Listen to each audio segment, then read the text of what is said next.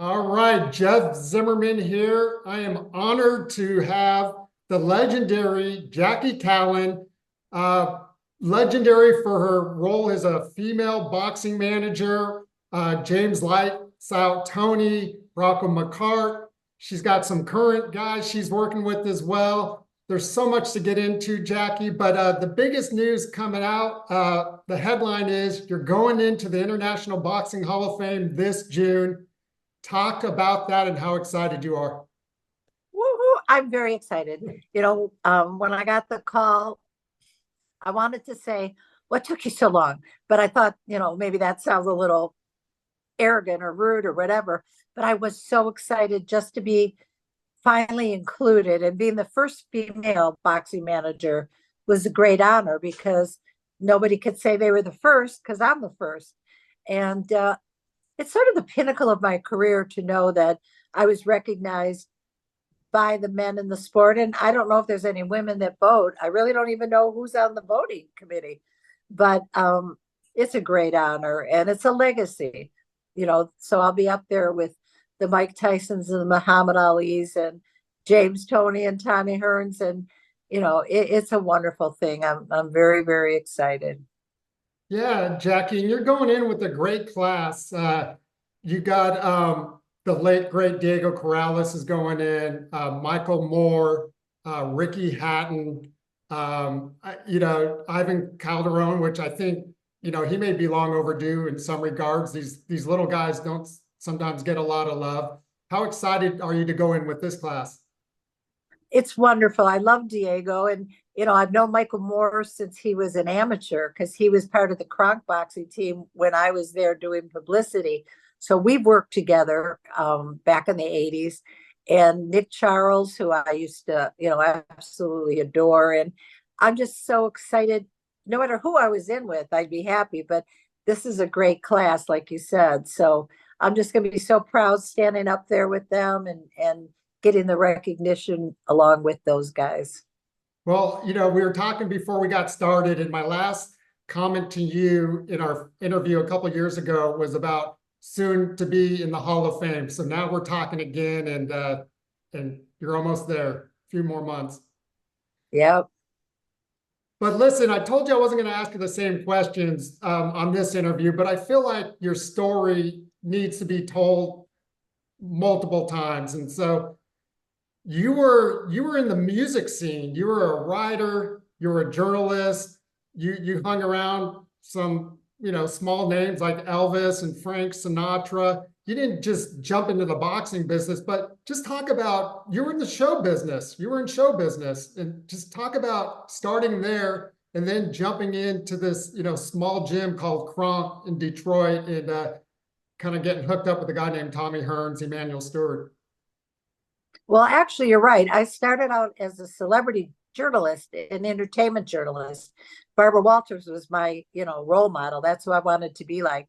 And it wasn't just music. I mean, I covered the Oscars, I covered the Emmys, as well as the Grammys. So I interviewed every major actor, of course, great athletes like Magic Johnson and, Abdul Jabbar, you name the sport. And I also interviewed presidents. So my base was very wide. And then one day, our editor at the daily paper I was at, he was short an entertainment writer. A sports writer. So he came to the entertainment department and he said, would you want to cover sports for me? I need somebody to go down to the Detroit Tigers and interview this young pitcher called Mark Fidrich. They called him the Bird. He was from Massachusetts. And they said he doesn't want to do any interviews. We've tried, but we thought maybe if we sent a young girl down, he might do the interview. I was pretty young then. So I said, I'll do it. What have I got to lose? So I went down there. I waited in the, area where the players came out. And I approached him and I asked him if he would do the interview. And he was only too happy to do it. And I got a great story. And they said, we're going to keep you around the sports department also. If you don't mind, we're going to use you if we need you from time to time. And I said, that's awesome. I love it. So I segued into boxing, but I kept doing entertainment, but I moved into sports and specifically boxing they sent me to interview this young fighter turning pro, Tommy Hearns, 4-round fighter. And I just fell in love with the sport. And that was it. I was in with it. And then I interviewed Emmanuel Stewart and all the other fighters. At that time, there was only 2 fighters at the Krog Gym. And in the 10 years that I was there, you can imagine how many came and went. Mhm. So it was such a great education. And the fact that Emmanuel Stewart was so open and welcoming to a female, it made all the difference in the world, because when other people saw that he accepted me and that Tommy was happy to work with me, that really helped me a great deal, because there were a lot of men in the business that had no use for me, didn't want to give me the time of day. But I kind of wormed my way into their hearts. I was nice and friendly, and I just little by little got their respect and ended up staying. It's been 45 years now. And so I kind of earned my place with all the old boys. A lot of them aren't around anymore, unfortunately. Right. I outlived a lot of the guys that didn't accept me at the beginning. And today's young guys, they're just much more used to women being around. So I don't have a problem at all anymore. And I learned so much, being with Emmanuel and the Krog Gym. I learned how to wrap hands. I learned how to stop cuts. I learned how to look for different things in different fighters. Emmanuel taught me that styles make a fight. Certain guys shouldn't fight other certain guys. It's a tougher fight. And I just soaked it all up. And it was like my master's degree in boxing, so to speak. And then when I was ready to go out on my own and try to manage a fighter, I had a lot of knowledge under my belt. So when they tried to test me, which they did, I could pass the test because I really knew what I was talking about.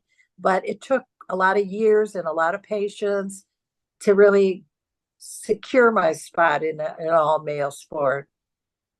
If Manny wasn't there, Jackie, is it safe to say you probably wouldn't be here today? That's a great possibility, because he opened his gym and his heart and his, everything to me. And Tommy was absolutely great. Tommy treated me like a sister, still does. I just hung up with him about a half hour ago. We're still like brother and sister. Tommy's one of my best friends, and Milt McCrory and Hilmer Kenty and a lot of the guys that I worked with on a daily basis, we're all still very close. I talk to Bronco McCart all the time.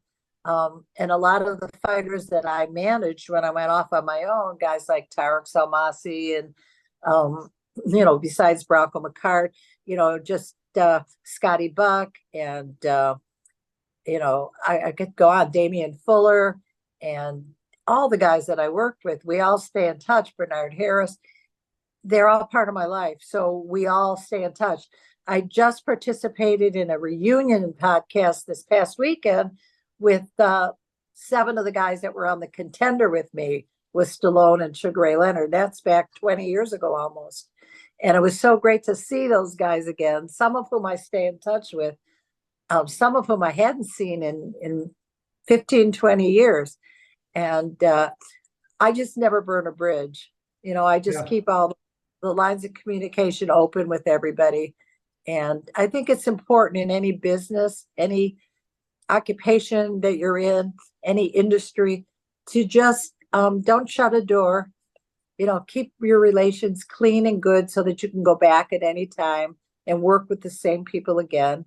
And I've just been very blessed. I've never been sued. I've never been in any kind of litigation or arbitration. And I just have had a wonderful, great run. It's over 4 decades now. And it's not over either. That's what's so crazy. I saw the reunion post with the Contender. It's hard to believe it's been 20 years, and that was groundbreaking at the time. And getting power hitters like Stallone and Sugar Ray, as part of that. I mean, how awesome was that? It was just so much fun, because at the time we had one dressing room for Ray and Sly and myself. The 3 of us had the dressing room. So every day we'd get up in the morning, go into our dressing room, and then wait till it was someone's turn to go on the set for whatever reason. So we just sat and talked, told great stories. I just sat there and I listened a lot. I listened more than I talked, because, Ray Leonard had great stories. And of course, Sly Stallone, I mean, my gosh, all the movies he's made, the whole Rocky series, and then of course the Rambo series and everything in between. It was before the Expendables. So he just had lots of great stories. And I just sat and soaked it all up. And it was just every day was a great day. It was just so much fun. I can imagine that had to have been amazing. And talk about the air, Jackie, because I think the last time we talked, the Four Kings had just come out. So you were on there talking about Tommy, of course, and that was the era that I fell in love with boxing. That's my youth. My grandfather boxed in Chicago as an amateur, grew up. We were that house that got all the, fights that all the neighbors came to, growing up. And, Sugar Ray was my guy. So you had Sugar Ray, Tommy, Hagler, Roberto Duran. Durant, Yeah, I mean, just legendary guys, but just, when you're in the moment and you're working and you're living in it, do you even know that you're surrounded by all that greatness? you know what? That's a great question because you don't, while you're living it, you don't know that 20, 30 years down the line, those are really historic matchups. There were 9 altogether between the 4 of them. And to be part of that, it was a dynasty. There's never really been anything like that since then, where we had the best fighting the best on a rotating basis like that. It was a thrill every fight. And you never knew who was going to win. It wasn't like the fights where kind of it's one-sided and you sort of know who's supposed to win. Those fights were all toss-ups. No one really knew who was going to win. And so it was, and even some of them were still controversial. Tommy's second fight with Ray, I mean, it was a draw, but most people think Tommy won. And the fight with Hagler and Leonard, you ask who won that one, and different people have different opinions on who they think won it. And it was just a beautiful golden era of boxing. We had Larry Holmes as champion for so many years in the heavyweight division. And so it was always fun to go see his fights. I mean, he had such a beautiful jab. I used to study his jab and go, wow, if every young fighter could jab like Larry Holmes, I mean, he just had a beautiful jab. And I just loved going to the fights back then because the fights were great, Caesar's Palace and, just all the celebrities that came to the fights. Every fight was like a night in Hollywood. It was just amazing. And it isn't quite like that anymore. We don't have the big fights in Vegas all the time. We don't have the junkets going in with plane loads of people from someone's hometown. I mean, when Tommy fought, I used to arrange these, junkets, these private planes that went in with like 150, 200 fans just going to watch Tommy. It's not like that anymore. And, a lot of it has to do with the fact that we don't have boxing on network TV anymore. I mean, there's no more ABC Wide World of Sports. There's no more Friday night fights. It's like all DAZN and Pro Box and a lot of the streaming networks Right. that you have to pay for to get. HBO's out of boxing. Showtime is out of boxing. So it's a very different business now. And I'm not liking it as much as I did in the 80s and 90s. I was going to ask you about the different airs and just what you thought. And yeah, it's definitely different. And as you know, Richard Steele is my boxing mentor. He's the one that got me into this business 20 so years ago. And he's going to be 80 this year, in this month, actually. So I love hearing the stories, the Hagler Hearns, the Sugar Ray Hagler stories, from his vantage point, in the ring and you being there ringside and seeing it. It's just, it seems unreal that it even happened, so long ago. Well, I'm not far behind him. I'll be 78 in April, so I'm just a couple years behind. So, I experienced all of those same fights, those same fighters, the golden era. And it was so different. You could build a fighter so much faster. I mean, James Toney, I got him his first title in 2.5 years. I've been working with the kid today, Mike Juan Williams. He's had 22 fights now. He's undefeated, but it's taken 3 times as long to get to the point where James Toney got in 2.5 years. There just aren't as many opportunities.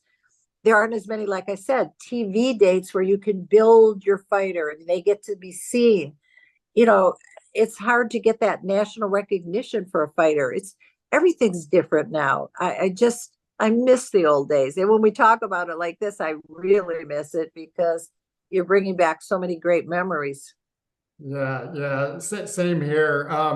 It's interesting. I interviewed Teofimo Lopez a couple of years, maybe year and a half, 2 years ago. And it was when his generation was starting to make their rise, the Tanks, the Devons, the Ryan Garcia, Shakurs, and him. And so I asked him about the Four Kings, and because you started hearing some of that chatter comparing those guys to, and to his credit, he stopped me mid-question and said, basically, no, we're not even, he paid complete homage to that generation and what those guys did. And a couple of years later, they're still not fighting each other and so forth. But he was really, he's a really sharp guy. And, for him to kind of say, hey, don't even go there. We're not those guys, I thought was pretty impressive. That is impressive because the truth is nobody has ever been able to duplicate or replicate that era. And I love it that today's fighters pay respect to those guys and say, wow, we're not there, we're not them. It's great. I think it's wonderful because the truth of the matter is it isn't like the old days. And I just don't know if we're ever going to get back to that. I mean, we have MMA, which has gotten more and more popular. They're on TV all the time.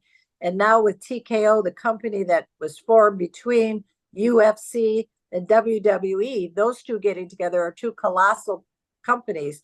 And now they've got The Rock on the board there. And it's just, they're growing so fast. And boxing is just sort of stumbling along. It's not what it used to be. And that makes me so sad. I love boxing and I wish it could return to that golden age, but I don't know how it's going to. I don't know. What are your thoughts? I mean, you talk to so many people. You must have an idea also. So I'd like to hear your take on that. Yeah, I'm with you in a lot of ways. I think, we saw the sadness when HBO went away. Now Showtime has gone by the wayside. The streaming service. I'll give you an example. I talked to my dad, who's a big boxing fan. He's about 81, I think, maybe be 82 this year. And he doesn't know boxing's even on still. Like, he's used to going into the newspaper and looking up what the LA Times and seeing when the fights are, or finding a movie to watch or things like that. And it's just a whole generation. It's just completely gone. And and then all the apps and trying to stay up with all the apps and, when the fights are on and so forth. So yeah, it'll never be like it was, unfortunately. But when it's, two great guys, being in Vegas, whether it's like a Canelo or Spence Crawford, there's still that excitement in the arena, right? I mean, there's still something to be said about it. But the people that I hang around with, Jackie, they're not boxing fans. That tells me everything I need to know. And they probably couldn't name who's the heavyweight champion in the world, who's the middleweight champion. No. They don't seem to know. And what I found is the older generation, the boxing fans that came along when I came along, they don't understand this, which app do you download to do that. They're not computer savvy. They weren't born with a computer or an iPad in their hands. So if they can't just turn on their TV and go to HBO, they just say, oh, the heck with it. I don't even know those fighters anyway. So they don't really care if they watch it or not. And that's the problem is, most people don't know who the key fighters of today are. You could ask a person on the street, name a couple of fighters today, and you'd be lucky if they could name anybody. And that's not how it was in the 80s and 90s. I mean, everybody knew Mike Tyson, everybody knew James Toney, everybody knew Tommy Hearns. Just not like that anymore. I guess the last one was Floyd. Everybody knew Floyd. And ever since then, different game. Yeah, I hear a lot of people will say they stopped watching after Mike Tyson. You get that a lot.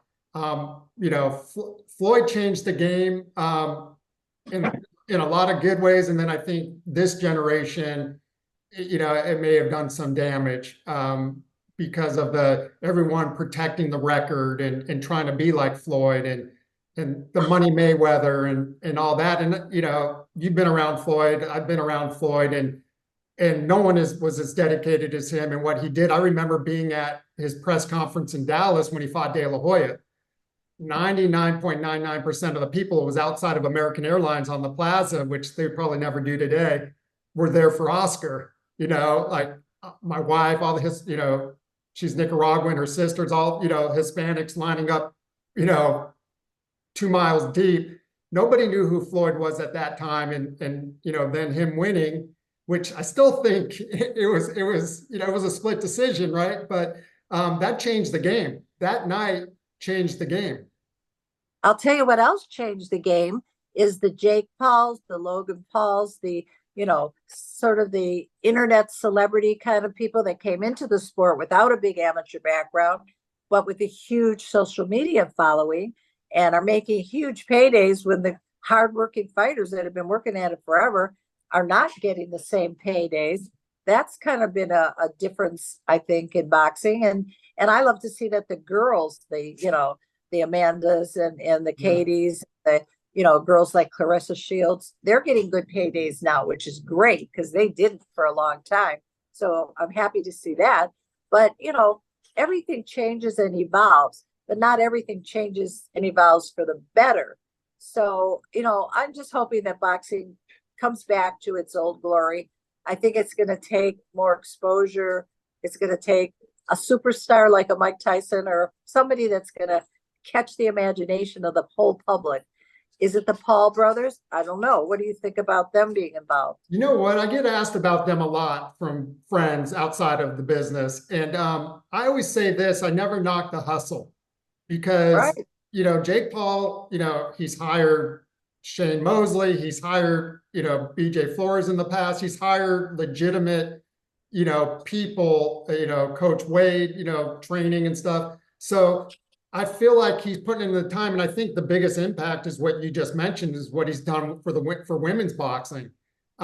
He's a savvy guy. I mean, what he's done with Amanda, especially, is incredible. So, yeah, it's interesting where, on the men's side, I think we both look at it, it's like, it's never going to be like it used to be. But then you see the women's side flourishing like never before. It's quite interesting. And I think MMA has helped the women's side quite a bit because, I think what Dana White and the UFC has done for women's MMA, I think is in some ways carried on, to what's happening in boxing, what Jake Paul is doing. So it's interesting. Well, I agree. I think it's good for the sport because it's getting people to watch boxing again. And you may not know some of the good fighters of the day, but Jake Paul and Logan Paul, and they just do such a great job of promoting themselves that it just gets new eyeballs back on our sport. So you can't knock that. Yeah, I was at it might have been the Spence Crawford fight in Vegas, which, as you know, nobody's there until like the co-main event, or nobody really shows up, right? And I'm there from the very first fight, empty arena. And then the week after, back in Dallas, was Nate Diaz and Jake Paul in Dallas. When I got there from the first fight, the place was practically packed. And That's great for the undercard fighters because I always feel so bad if you're an opening fighter, for the first few fights and there's nobody there in the arena. You're fighting and there's nobody watching. And those other fights, they're packed from the beginning. So you're right. It definitely makes a difference to the psyche of the fighter if he's fighting to an empty arena or if there's people there to cheer for him. Yeah. Or her. Yeah, it was crazy. And I couldn't believe how different it was, that the Jake Paul card the arena was almost full, right from the get-go. And so I think, Nate Diaz brings in the MMA fans and, kind of, it's promotional. It's, the marketing behind it. But yeah, oh man, it's interesting though. It's definitely interesting. But Well, the I'm sport's not hoping. dying. It's not going away. They can do all they want to try to kill it, but I don't think it'll ever go away. That's what I'm hoping. I love the sport. I've been involved a very long time. I'm a purist. I like to see boxers box. I don't like to see when they cross over to MMA or the MMA. I like each sport to stay separate and, be the best at your sport. If you're a boxer, stick with boxing, be the best you can be. And, I'm a purist. I love the sport. I'll always love the sport. And I'm always looking for that next great champ, some fighter that's going to come along. Mike Juan Williams, who I have, is excellent. He just got a knockout last week on Pro Box against Luis Feliciano. It was a really good fight for him because he was 18-0, and Feliciano's a very good prospect. Matter of fact, Pro Box signed him to a 3-fight deal, and we knew going in we were the B side, which is not easy coming in as the underdog. But I've been in that position with a lot of my fighters, and I'm not afraid. I'm one of those. I'm not afraid to take a chance. I don't look at a fighter and say, oh, well, I don't know, he's too tall, he's too short, he's a southpaw. If I don't believe in my fighter and I don't think this is the right fight, then maybe I'm not with the right fighter, because I've taken a lot of chances with a lot of guys and they've paid off. Look at James against Michael Nunn in his hometown, 20-1 Big underdog. underdog, yeah. And so I don't mind going in, as the underdog if I believe my fighter can win. And I certainly believe that Mike Juan would win.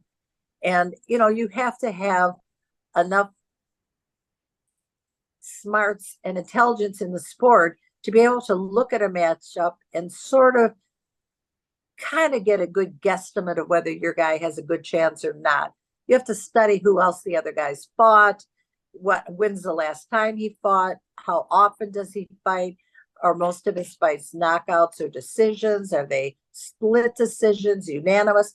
I mean, if you really take the time to study an opponent, it's like handicapping a horse race. You can kind of get a good idea whether it's a good fight at the right time. And that's what I try to do. I try to handicap the fight. And, I've been pretty successful doing that. So a lot goes into choosing an opponent. Yeah, yeah, no doubt. And going in and being the B side, when you're coming in to lose, it makes it that much more gratifying. I remember seeing Mike, well, when you guys were here in Dallas, you and Tommy came in for that private show. In Yeah. fact, I was just back at that arena. Remember all the planes? Yeah, it was like a museum, a flight Yeah, museum. well, yeah, I was just there for a real estate event for my wife, with my wife, last week, in fact. So, The nice venue. yeah, yeah, We they had a haven't done we had a anything. really good time. Yeah, that was fun. That was fun. But you mentioned being a purist, and nothing was more pure in the ring than James Lights Out Toney. Just and a guy that can just sit there in the pocket and and look at me trying to move, but and just counter, and just so slick and so skilled. How did, first off, Jackie, how did you guys hook up? Was it at Kronk? Did he, was that, or how did you guys come about No, in managing them? how that happened was my first fighter that I was managing was a heavyweight out of Chicago, Bobby Bobby Hits. Hits, right? And he's a promoter now for Yeah. many years. And Bobby and I were training at a gym, and James was there training, and his manager had been shot and killed recently at that time, and he had no manager. And I watched him spar, and I thought, oh my gosh, this kid's great, And I talked to Manuel about him. Manuel wasn't interested. So I said, well, I'm going to take him. And the rest is history. We just really bonded together. He was like a third son, because I have two sons that are his age. And the three of them just became best buddies and hung out together. And, I took James on trips with us. And, he just was like part of our family. And it was just amazing how quickly he climbed the ladder. But back then we had monthly fights. So, and they were on USA. So I could keep him fighting. He fought 1 year 10 times in 1 year. So we built records so fast back then. Can't do that today. Yeah, and even back then, guys were signing up for title defenses or title fights, but then taking a fight maybe right before that, even though they had a title fight. I think That's Oscar exactly did what that. Yeah. Yep. We did that with Michael Nunn. We took a warm-up fight. Look, Michael Moore fought for a title, I think his 12th fight, Ramsey Hassan. So a fighter then took chances. Today's fighters, I find to be a little bit more pampered, a little more, maybe select in who they fight. So it takes them longer to get a title shot because they're so busy building a record, taking easy fights to keep winning, winning, winning. Then when they get up to the level of fighting for a title, they haven't fought anybody. So I'd rather see a fighter fight a guy 12-4 who fought 4 tough fights and lost than a guy 16, 17-0 that fought nobody. Because how are you going to be the best if you don't beat the best? If you meet and greet and fight and beat mediocre talent, you're still going to be mediocre yourself. Yeah. Yeah. That goes back to the air, different air. And Mayweather fought everybody, so that's not a knock on him. I think, but the zero, the protecting and the kind of that mentality, I think, and then you saw guys get into some real fights, and they didn't do so well. So, but if you have a paper record that's just built up on, easy wins, you're going to get exposed somewhere down the line. So I'd rather see a guy fight some tough fights. If you lose, you lose, but you can come back. Bronco McCart lost his 7th fight. It was a lesson. He said, I'm not giving up. He came back and won the title. So you can have a loss along the way. Look at all the MMA fighters. They all have losses.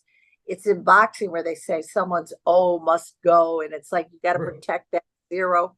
And you really don't. It's about the caliber of guys you fought. I mean, you can fight 20 lesser opponents and have a pure record, or you can be 19-1 and lose against a top-rated guy. And I'd rather have the guy that fought top talent than a guy that just fought mediocre guys his whole career. Yeah, no doubt. And you talk about your relationship with James, and I know it's strong today. I think he just posted, before I got on this call, I was on Facebook and he posted about you and just that family, you being, family to him. But you guys had some rocky times, during his career. Did you not? Was there some? Yeah, back in, it's 30 years ago, so it's ancient history. But, he was young. He was passionate. He was, he was a young kid. And losing a fight like he did to Roy Jones was a tough one. And obviously, it was hard for him. And he dealt with it his own way. But we patched things up and we're great friends now. When I see him, we go to lunch together and have a lot of things to laugh and talk about. And I post things on my Facebook about him, and he puts pictures of us on his Facebook, and nothing but respect. My only regret is that he got into the Hall of Fame before me. I wanted to get in together. I thought we should be inducted the same year, but of course it didn't work out that way. But I'm just so happy to be getting in there that we'll be in there. Our names will be in there together forever, and that's important. No doubt, Jackie, and thanks so much for doing this. We'll wrap it up here. I'm here with Jackie Kallen. Finally got the call to go into the Hall of Fame. I talked to Christy Martin a couple of years ago, and now, women's boxing is finally starting to get recognized, in the Hall of Fame. Obviously Eileen Eaton was a trailblazer ahead of her time as a promoter at the Olympic Auditorium and so forth. But it seems like, up until the last few years, the new class with Christy Martin, Layla Ali, and all these people. But Christy, and you've alluded to it as well, just the sexism and just being a woman. And it's like, that's an extra battle you're fighting, just to try to even stay in the sport. Can you talk to that a little bit? And just, you must have some war wounds, that you've gotten through. Oh, I love Christy. She's one of my good friends. I've known Christy since I got in the business, well, not back all that long, but I'd say maybe 30, no, more than that, probably 89 or 90. We always talk about how far back we go. She was Christy Salters then. She wasn't even married. So we go back a long way. And it's nice to see women publicists. I mean, I got the Eileen Eaton Award from the World Boxing Hall of Fame, which meant a lot to me. Um, there was no Me Too movement when I started. So I just had to deal with, the innuendos and I don't even know how to describe, but the old boys club, and some of them gave me a hard time, but I'm a tough girl and never stopped me. I knew how to handle myself. I wouldn't be around 45 years later if I didn't. But there's been a lot of women that have come and gone over the years. They thought this was going to be great and they'd love it. And, they got chased out. They couldn't take the heat. And I understand that. But as far as my career, I just keep going along, doing my thing. I don't let anything bother me. A lot of the guys that gave me a hard time became my friends, and I won them over, and that's important. And, for me, it's been pretty easy sailing the last 40 years or so. And, I'm going to keep doing this as long as I can. As long as I still have a brain and can climb in the ring, I'm going to keep doing it. And I hope I keep finding good talent like Mike Quan Williams and like James Toney. And I have a kid here in Detroit, Samuel Rizzo, who's doing well. And I just have a passion for that. And I think anything you do that you have a passion for, it's not like working. It's just something that you get up every day and you want to do it because you love doing it. And I have a love not just for the sport of boxing, but the trainers that I work with, the promoters that I work with. Here in town, I work with Dimitri Salita. I work with Carlos Linas. Mike Quan is with Lou DiBella. And I worked with Bob Arum for years. I worked with Don King. And I've been so blessed because I have great relationships with all of them. And that's what makes me love the sport so much, that I found my spot and I'm accepted and I fit in now. And of course, getting this Hall of Fame just is like frosting on the cake. Yeah, and you said it earlier, the burning bridges, which is kind of a common thread, it seems like, in boxing. And there's so many great people, like you described, but there's sometimes that burning of bridges, right? And even though it's a global sport, boxing's a small world. And yeah, I've seen so many people just from a local level in Dallas Fort Worth. Everyone's coming in, trying to get into the sport to make a quick buck, or they think they have the magic touch, and and it's not quite that easy. It's like no other. I always tell people, you don't go into an HR department and apply for a job. You just, like, you kind of like with me, you just kind of meet someone or something happens. And I met Richard Still at the Golden Nugget when he was a pit boss at 2 a.m. on a road trip from San Diego. And that was when I first met him. And then it was years later that I got reconnected with him, and you just never know. But it's interesting. It's all about relationships. Isn't everything about Yeah, relationships? I always say it's not what you know, it's who you know. yeah, for sure. Well, let's end it with this, Jackie. You got till June. What's the weekend? 9th to the 12th. I know you're super busy outside of boxing. You're producing a movie. If you want to plug that a little bit. I just finished my second movie that I co-produced. This one's called Patch, and it is actually a boxing movie. And it'll probably be on Netflix, Hulu, and all of that within this year. And I love doing that. It turned out to be something I found I really liked. And I've been doing motivational speaking for years, and I really love talking to a group of people, especially if it's women, and if I can motivate and inspire them to go out and do things that they might not normally think they can do, then that's a really big thing in my life, to be able to to entertain them and also motivate them. I really love doing that. And I've got a few other things that I'm working on that I'm excited about. And you know what? I think the secret to staying happy is to always do the things you love. If you're lucky enough to do the things that you're passionate about, like I said, then every day is a good day. And I'm going to plug your movie Against the Ropes, starring Meg Ryan. That was based on your life in boxing. For those that will see this, maybe they can go back and watch that movie if they haven't seen it. But it's a classic. So you got till June. How hard is it though, now that you know you're going in to wait the next 6 months to get that induction? Well, it's really 5 now. Five. So, Who's but counting, right? not that I'm counting, right? Um, I'm a patient person, so it'll happen when it happens. And I'm enjoying doing these podcasts. Like I was so thrilled to be talking to you. I thought, oh, this is great. We can talk again. And just to be able to tell my story, hopefully there's someone out there who feels like a fish out of water, who maybe feels that they're an anomaly in the sport or the world they're in, to let them know that, you can do what you want to do. Make a goal, set a goal, and shoot for the stars. If you don't get to the stars, you get close enough. But go for it, because you don't want to have regrets later. I could have, I should have. Just go for it. And that's what I did. And you're going to have some adversity and some bumps in the road. We all know that. But just suck it up, be strong, and stay with what you want to do. That's what I did. And the next 5 months, I'm sure they'll go quickly.